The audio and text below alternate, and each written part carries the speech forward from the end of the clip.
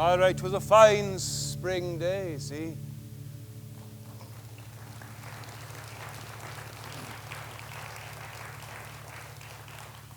And all around us, the garden was in its glory.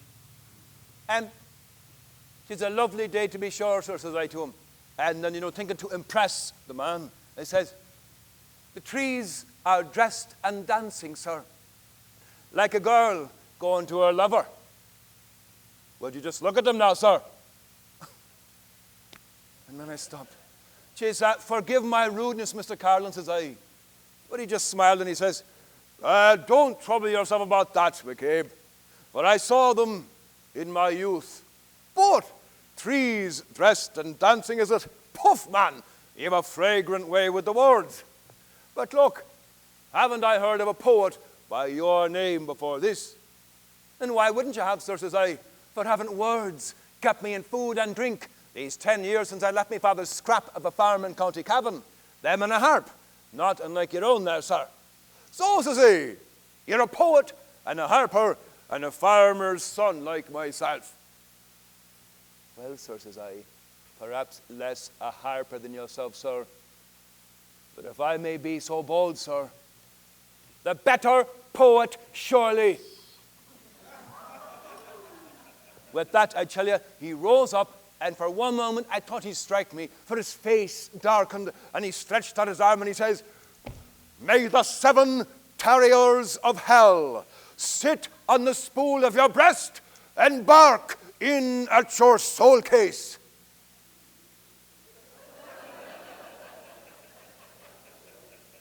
I was shattered.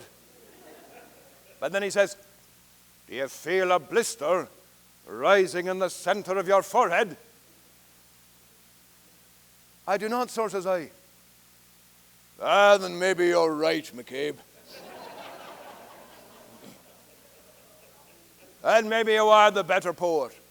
But in the old days, couldn't the great ones inflict such things just by the speaking of words? MacCabe, I may not be able to do what the great ones did, but by God, man, I can fashion a tune and set words to it that would flatter a patron better than any man in Ireland. I'm working on one right now.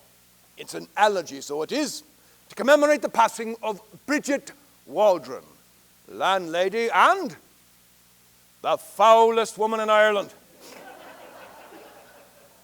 Would you care to hear that? I'd be honored, sir, says I. Well, says he, in life, MacCabe, she gave us nothing to drink, not claret, not porter, not whiskey, not water, not a drop. And many's the time I tried to lay a curse on her that would raise such a blister that it would cover the whole of her sour, puckered cat's arse of a face.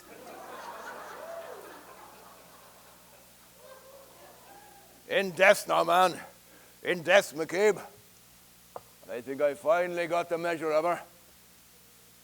I call this piece Carolan's Quarrel with the Landlady.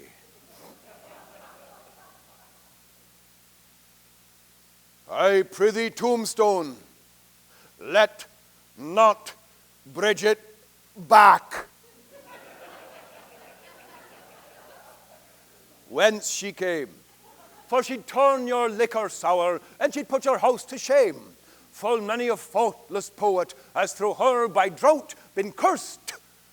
Now she's buried, divil plague her, and thirst.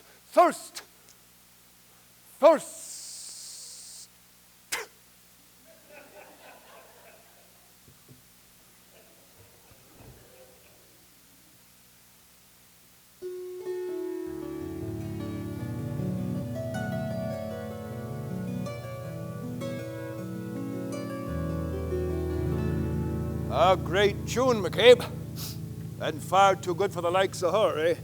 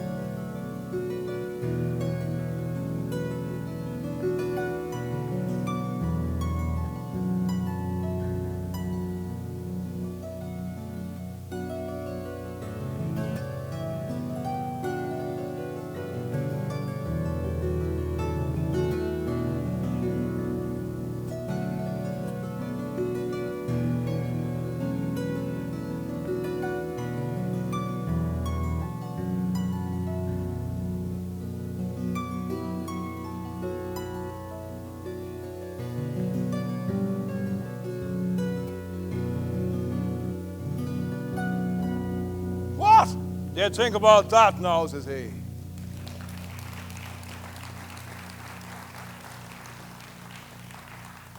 His empty eyes shining at me. A fitting tribute, sir, says I, to a blight on the country. And sure, sir, that music is grand. But you must admit, sir, that the subject is a light and easy one. Well, begging your pardon, sir, but look, have you never tried something with a bit more meat to it? Something closer to your heart, maybe. I feared he'd flare up as before and set to flinging the blisters. But he just smiled and he says, maybe I will one day, MacCabe. Oh, sure no, man. Maybe I will. As I say, but it's turning chill now, and the harp doesn't care for the rain. Lead me in like a good fellow. And so with that we rose up and he took my arm. And we began to make our way towards Grand Audiford House. But before we arrived there, he must have felt me hesitate.